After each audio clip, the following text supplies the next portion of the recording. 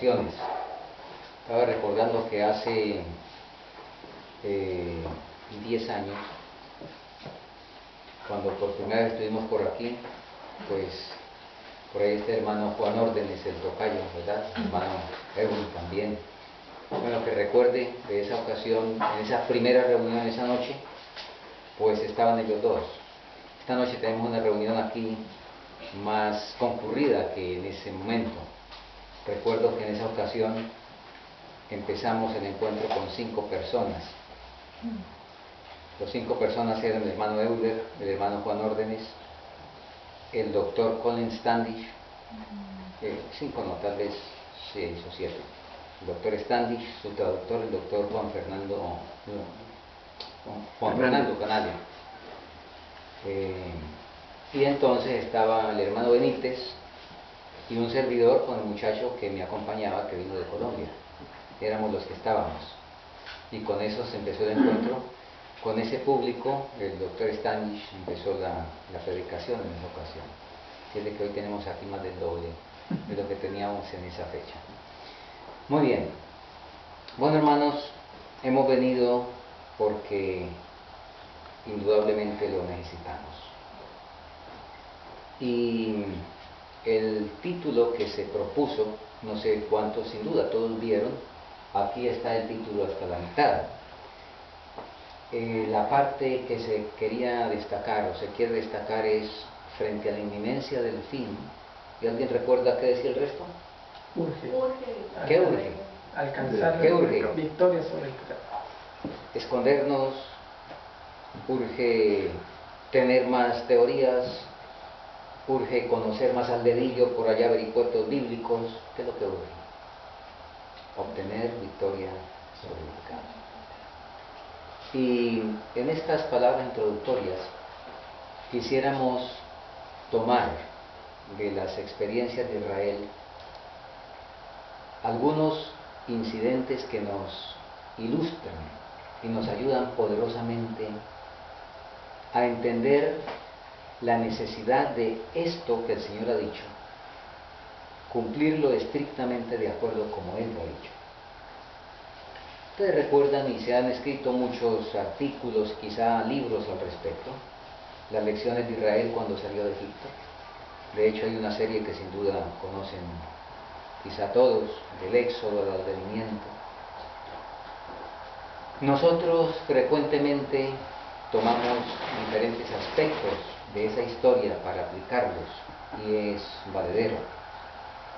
Y voy a invitarles para que abramos nuestras Biblias en Deuteronomio, capítulo 7. Deuteronomio capítulo 7. Leemos en los primeros 2 versículos así. Cuando Jehová tu Dios te hubiera introducido en la tierra en la cual tú has de entrar para poseerla, y hubiere echado delante de ti muchas naciones, al Eteo, al Gergeseo, al Amorreo, al Cananeo, al Fereceo, y al Ebeo, y al Jebuseo, 7 naciones mayores y más fuertes que tú. Cuando Jehová tu Dios las hubiera entregado delante de ti, las herirás. Del todo, ¿qué dice? Del todo las destruirás. No harás con ella alianza, ni les tendrás misericordia. Bien claro. Ahora, luego empieza una descripción ya detallada de algunas cosas de este todo, en los versículos siguientes. Avancemos con los versículos 3 al 5.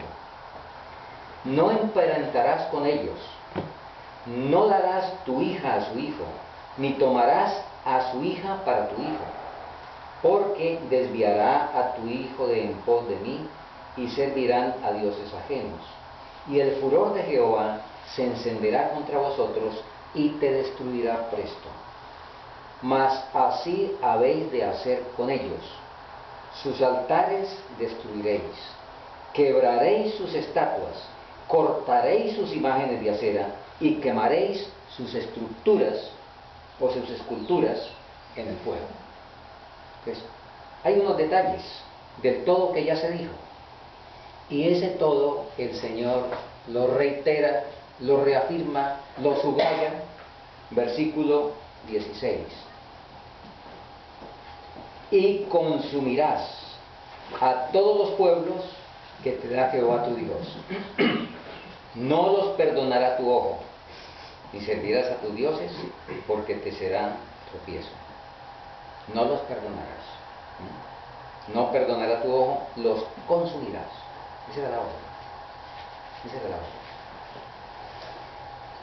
Nosotros, como ya dijimos, con frecuencia usamos, y especialmente como pueblo adventista, usamos la expresión Canaán celestial, ¿verdad? Vamos a la Canaán celestial. Bueno, de alguna manera aquí Canaán, pues nosotros la hemos usado y por supuesto cumple en algo, cumple tipología, simbología, y podemos hacer esas equivalencias. De hecho, pues incluso cantamos: camino escabroso, los pies sangrantes van, dista mucho Canaán.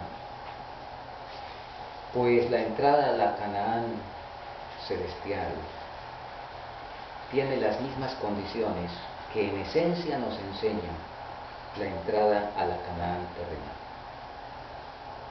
Porque había que destruir, ustedes recuerdan, y a ver, repasemos un poquito. En Génesis capítulo 15 hay un pacto de Dios, una visión que Abraham recibe. Y Dios le dice a Abraham, entre los diferentes aspectos que ocurrieron ese día, con los animales partidos, etc. El Señor le dice a Abraham: pasados 400 años volverás acá. ¿Y qué sigue diciendo? ¿Recuerdan?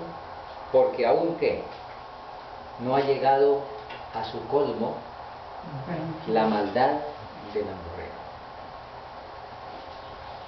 Pero ahora, cuando el pueblo sale de Egipto, se han cumplido los 400 años que se le habían dicho a Abraham. El amorreo, nombre singular pero que implica todos los pueblos, los 7 pueblos que hemos leído acá. El amorreo ha cruzado el límite, ha traspasado el límite, ya ha rebasado el límite. Y ahora el Señor lanza juicio y hay que sencillamente liquidar ese pueblo. Hay que liquidarlo. Y la orden es exterminio total.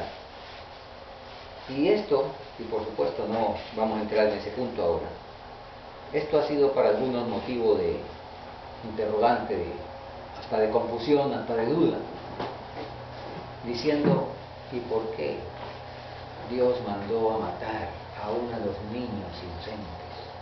¿Verdad? Cuando los niños no tienen por qué pagar por los padres. Recuerdo que cuando salimos al campo ya hace unos 30 años, con una de las familias que salimos y frente a los problemas que teníamos en la región y que llegaron a la región, de la subversión y todos los asuntos que había, uno de los hermanos con quienes salimos me dijo una vez: cuando vayan a la guerrilla y si van a decir que me acaban a mí, nosotros hemos dicho como familia que nos juntamos todos y les vamos a pedir el favor que nos acaben a todos, que no deje a nadie por ahí sufriendo, que es mejor que alivien el sufrimiento, si es que ese es su plan, ¿verdad? Actuar de esa manera. Por supuesto, y solamente para comentar esto aquí como humanamente algún detalle podamos entender, por supuesto que es un plan de misericordia de Dios, que el niño de 2 años muera junto con sus padres, no que quede por ahí tirado sin padres. ¿O no? Por supuesto. Así es que la orden fue: este pueblo, estos pueblos habían desarrollado, como ustedes saben, una maldad a tal dimensión que constituía sencillamente un tóxico para el planeta. La raza incluso peligraba en los diferentes aspectos y el Señor dijo: hay que liquidarlos. Y le da la orden concreta, repito, a su pueblo. Y el Señor, por razones que Él sabe, escogió al pueblo de Israel como los verdugos para lanzar sus juicios a estos amorreos. Indicaciones precisas, mandamiento. Aquí encontramos nosotros un mandamiento. Los destruirás del todo. No era que los sometieran, no era que quedaran como esclavos, no era que los constituyeran como con algunos de ellos finalmente se hizo de aguadores y leñadores, ¿verdad? No, esa no era la orden.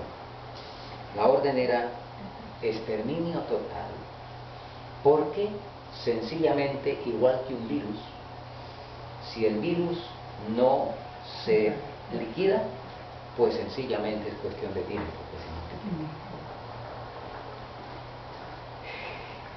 Nosotros, hermanos, tenemos una cuestión muy similar, que no necesitamos viajar a ninguna parte. Y por supuesto, en los últimos meses aquí en Latinoamérica, pues en los diferentes países, y ustedes aquí también han sido testigos de los problemas tan serios sociales, ¿verdad?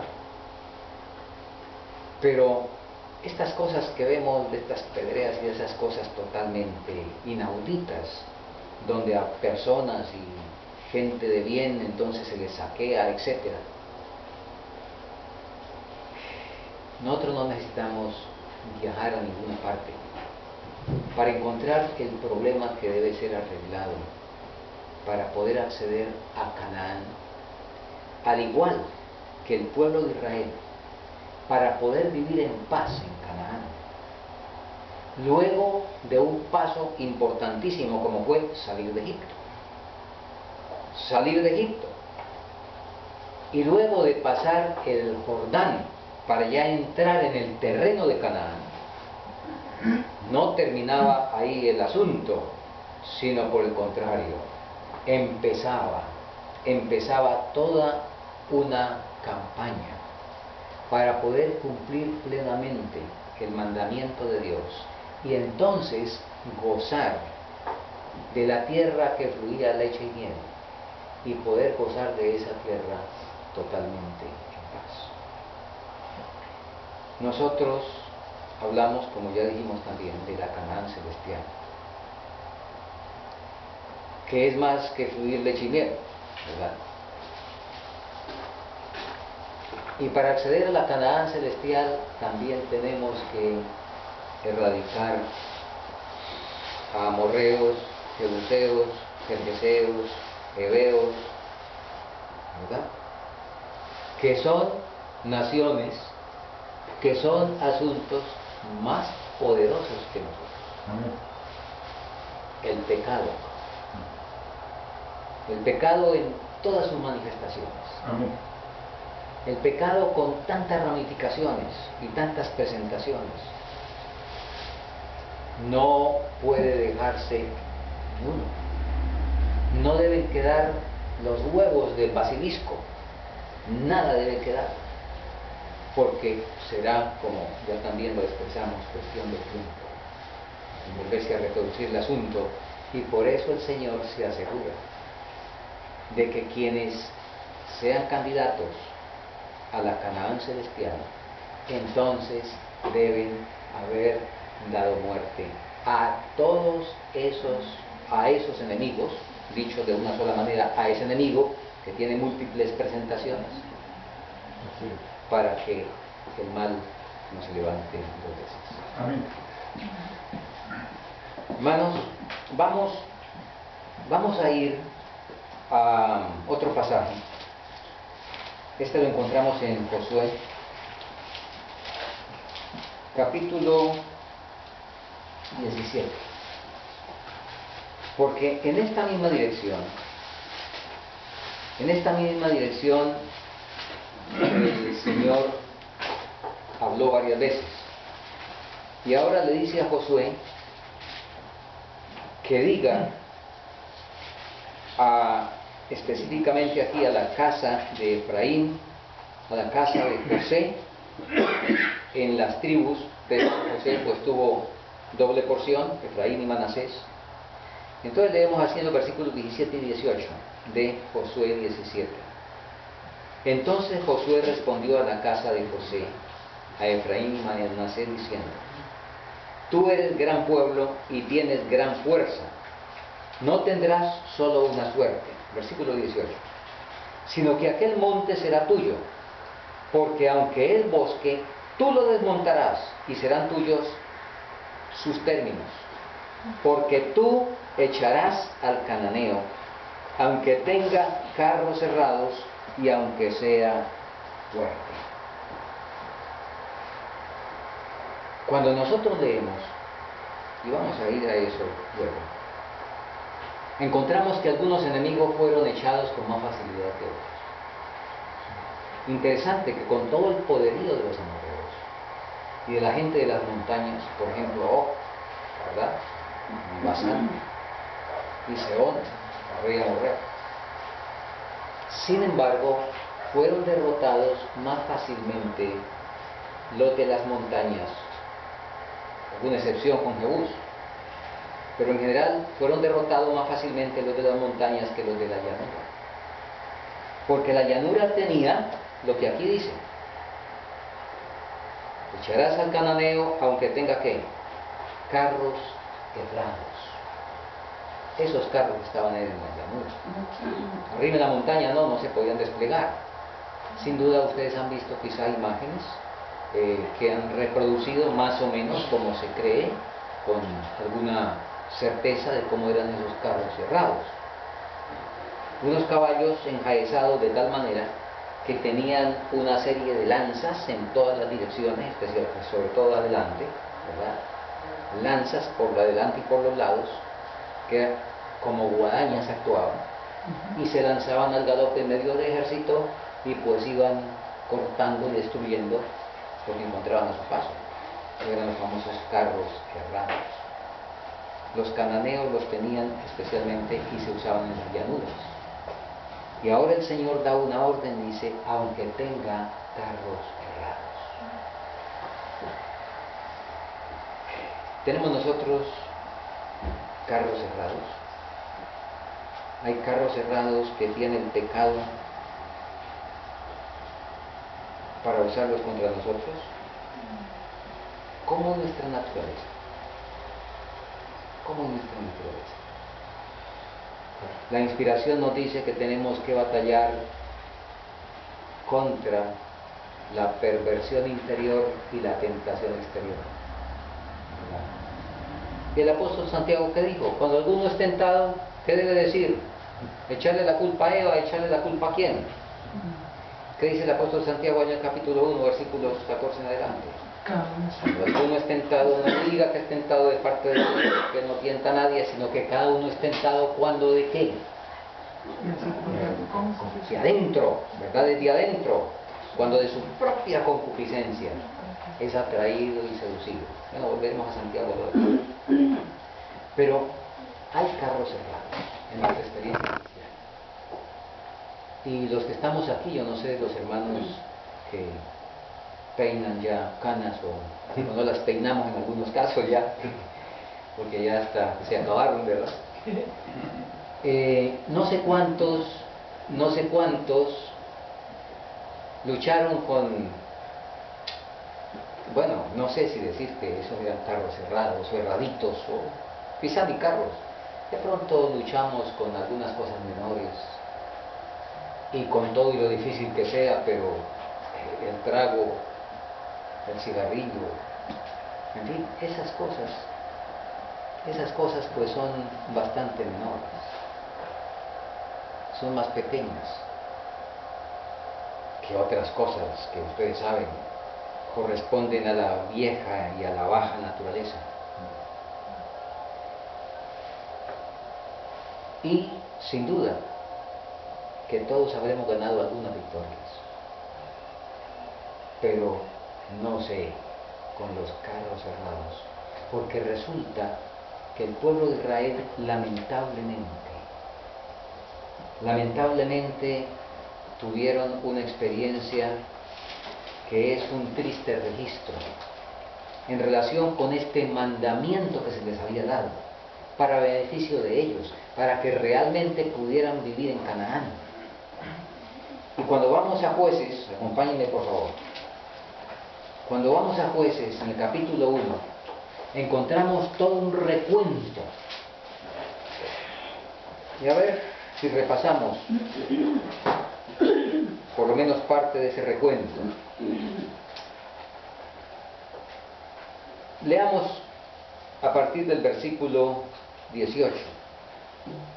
Antes de eso viene hablando de algunas conquistas, viene hablando de Caleb.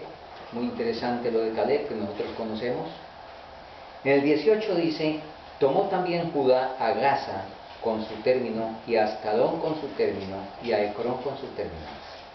Y Jehová estaba con Judá, y echó a los de las montañas, mas no pudo echar a los que habitaban en los llanos, porque ellos tenían carros cerrados.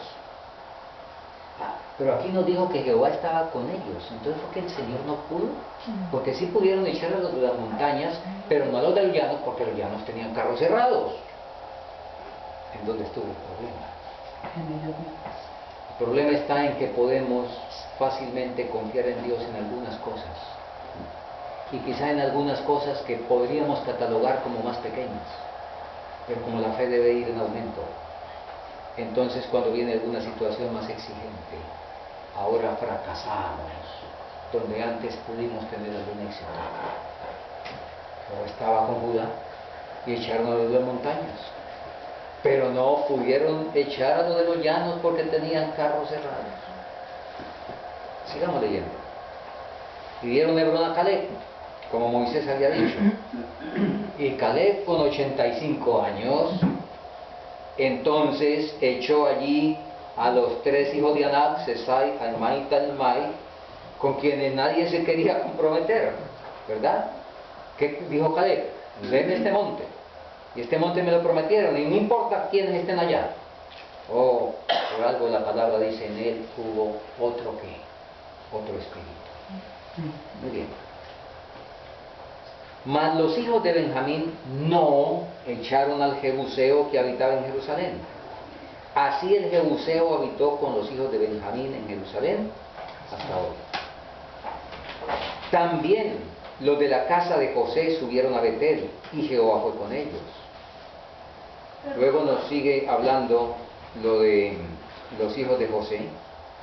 Y cuando entramos, vamos al versículo 27, donde nos habla de parte de José, que es Manasés, ¿verdad? Dice: tampoco Manasés echó a los de Bet-Seán, ni a los de sus aldeas, ni a los de Tanak y sus aldeas, ni a los de Dor y sus aldeas, ni a los habitantes de Ibleán ni a sus aldeas, etc. Mas los cananeos quisieron habitar en esta tierra. Versículo 28. Mas cuando Israel tomó fuerzas, hizo al cananeo tributario, mas no lo echó. Insistimos, eso era lo que Dios había dicho. Seguimos.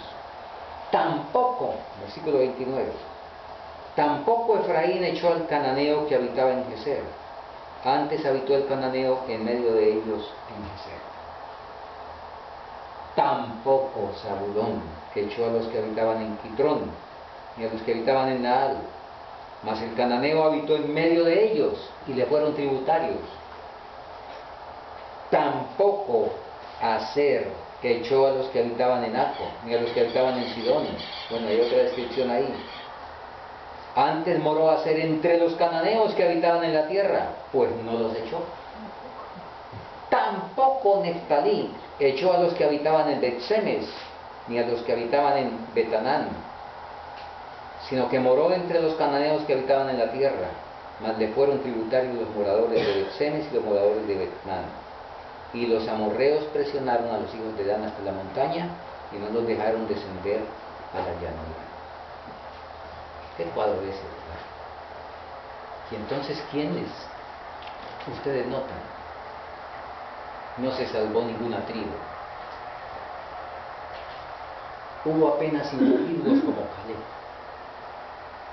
Fueron los individuos. no fueron clanes,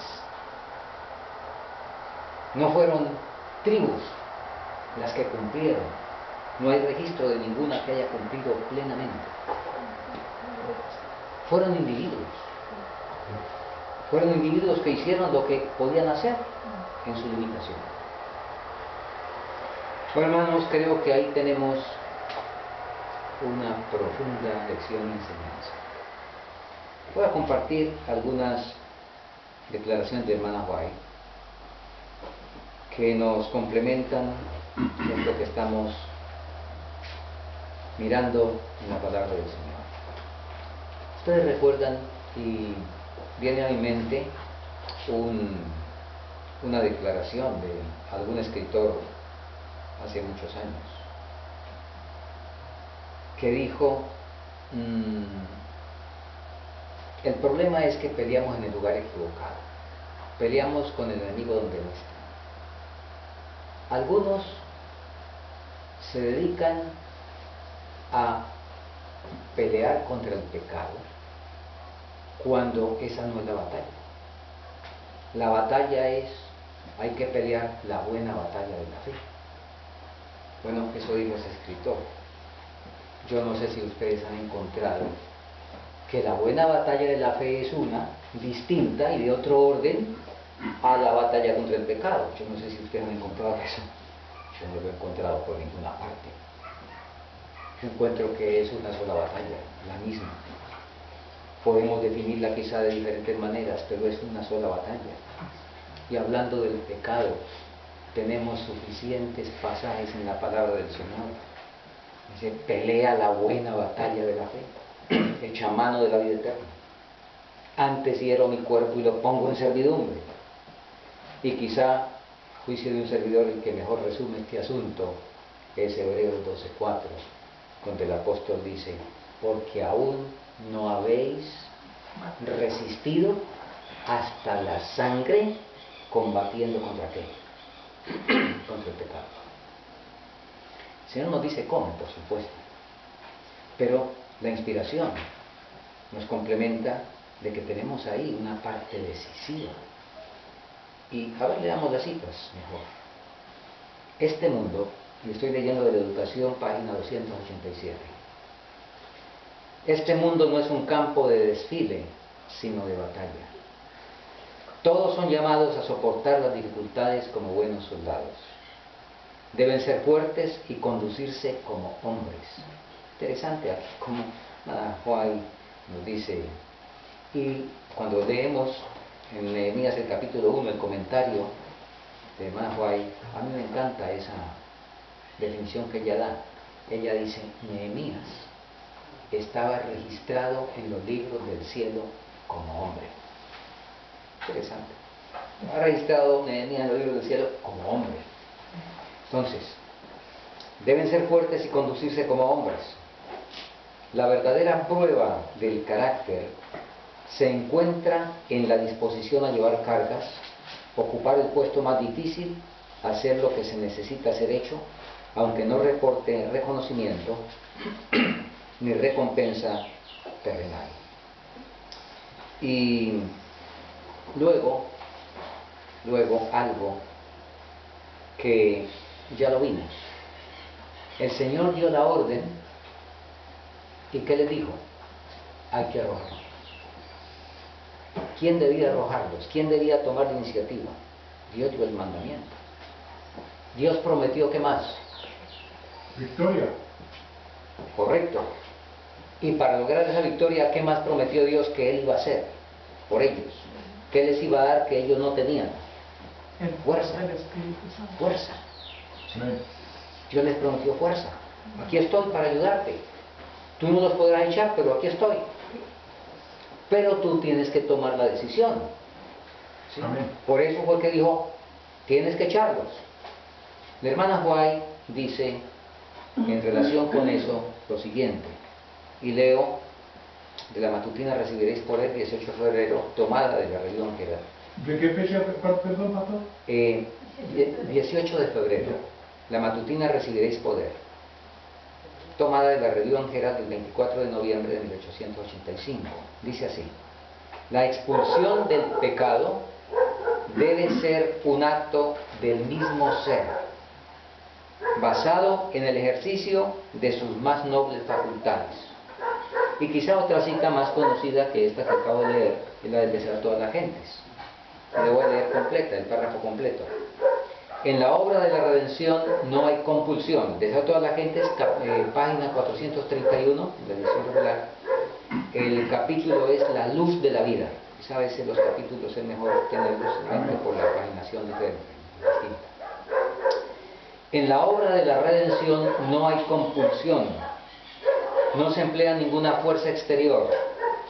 Bajo la influencia del Espíritu de Dios, el hombre está libre para elegir a quién ha de servir. En el cambio que se produce cuando el alma se entrega a Cristo, hay la más completa sensación de libertad. Aquí en el punto que más nos ocupa.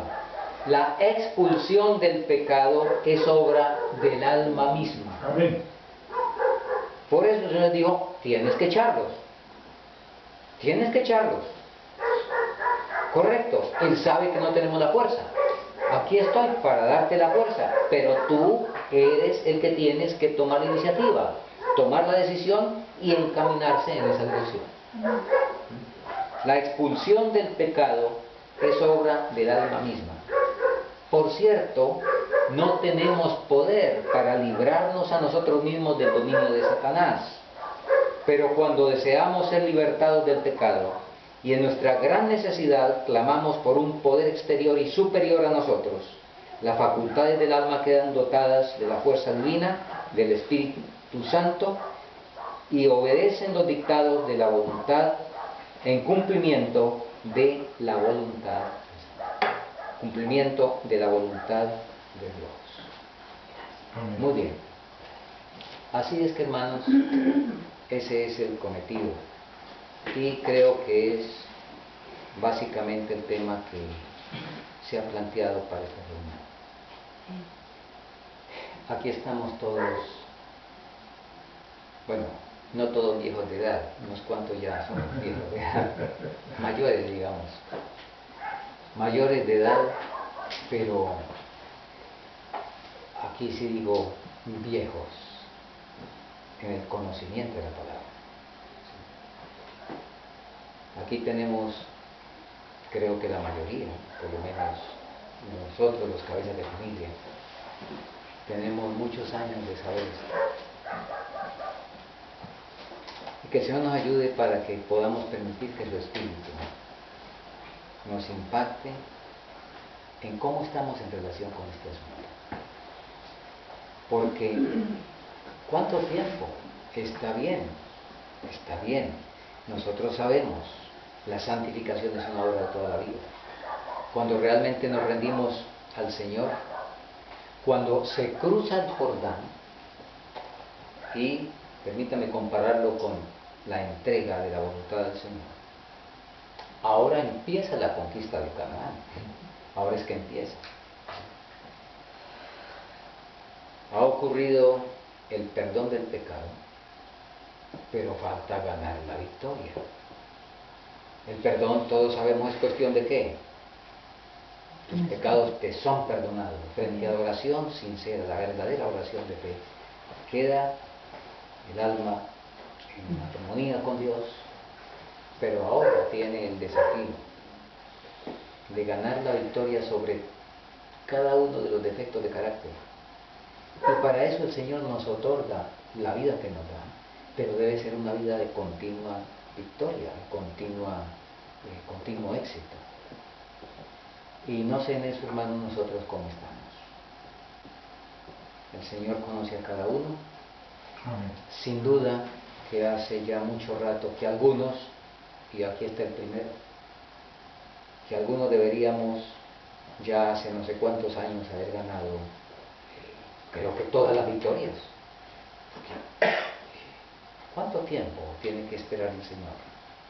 Es que su poder, ¿cómo es? Y por supuesto, repito, por razón del carácter, pues Él ha dispuesto que las victorias vayan siendo progresivas, porque sencillamente venimos de un asunto tan abajo que el Señor no tiene otra manera.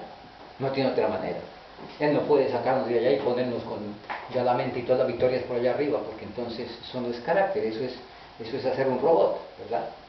Y son asuntos que tenemos nosotros que formarlos, porque son cuestiones que van a durar para la eternidad. Amén. Así es que, si todavía, hermanos, quedan carros cerrados,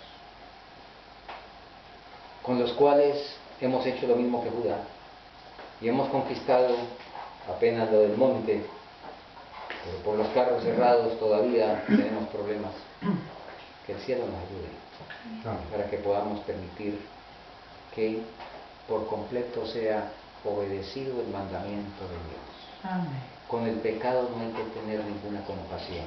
Ustedes han leído que el camino a Cristo dice: ¿por qué no cortáis de una vez por todas? Más o menos en esas palabras lo dice, aproximadas, pero en el sentido, ¿por qué no cortar de manera contundente con esa cosa maldita? De esa expresión, con esa cosa maldita. Es cuestión de decisión. Y aquí les recuerdo una historia, una anécdota que sin duda han escuchado algunos, de un leñador por allá en la India. Un leñador en la India lo mordió una cobra. Ustedes saben, la cobra de la India, serpiente de anteojos, es de las víboras más venenosas del mundo. En cuestión de minutos la persona está muerta, porque ese veneno va directo al sistema nervioso. Lo mordió la cobra en una mano. El leñador sabía que no tenía que ponerse a pensarlo, tenía que tomar una decisión. Puso la mano en un tronco, con la otra tomó el hacha y de un golpe limpio se voló la mano. A sus gritos, los compañeros que estaban por ahí cerca acudieron, se salvó la vida. Pero no tuvo que ponerse a esperar quién sabe qué cosas. Se pone a pensarlo, ya sabemos el resto. Si bien, y permítame terminar con esto, si bien el requisito de Dios para la salvación todo el tiempo ha sido el mismo, porque el requisito de santidad para Enoc, indudablemente, para que Dios pudiera llevárselo al cielo, indiscutiblemente no fue un requisito distinto al que usted y yo tenemos hoy. Amén. La obediencia perfecta a la ley de Dios ha sido lo que Dios ha pedido desde Adán. Y por supuesto ha habido un entenebrecimiento. Entonces Dios ha pedido obediencia perfecta en la luz que se ha tenido en las diferentes épocas, de acuerdo a las personas también, etc. Pero el requisito ha sido el mismo. El requisito ha sido el mismo. Así es de que pues aquí tenemos un título que por supuesto no debe ser ese el motor, pero de alguna manera, en la misericordia de Dios, en su afán de salvarnos, si bien, insisto, no es, y la inspiración lo dice muy claro, no es ni la esperanza de vida eterna, ni el temor al castigo, lo que impulsa al verdadero discípulo a seguirme. Si bien no es eso, si bien no es tampoco el tiempo, y el tiempo y el tiempo, sin embargo, con una medida de extrema misericordia del Señor, Él nos llama la atención al tiempo, para que si no hay otra manera, pues con esa manera podamos tomar decisiones definitivas, decisiones contundentes, como quizá nos las hemos tomado en el pasado. Que el Señor nos ayude y que nos aferremos de su promesa. No interesan los carros cerrados, no interesan. El Señor tiene el poder para que todos sean destruidos. ¿Y destruidos cómo? Del todo. Amén. Ni tributarios, ni leñadores, ni aguateros. La orden es pena de muerte. Hay que al pecado clavarle la estaca que le clavó a él a Císara. Hay que clavarle, y lo digo aquí en esta figura fuerte, hay que clavarle el puñal al pecado que le clavó a Eglón, allá en el corazón. Eso es lo que hay que hacer. No hay otra cosa, no hay que tener ningún tipo de compasión con eso que nos lleva a la ruina. Que el Señor nos ayude. Amén. Amén.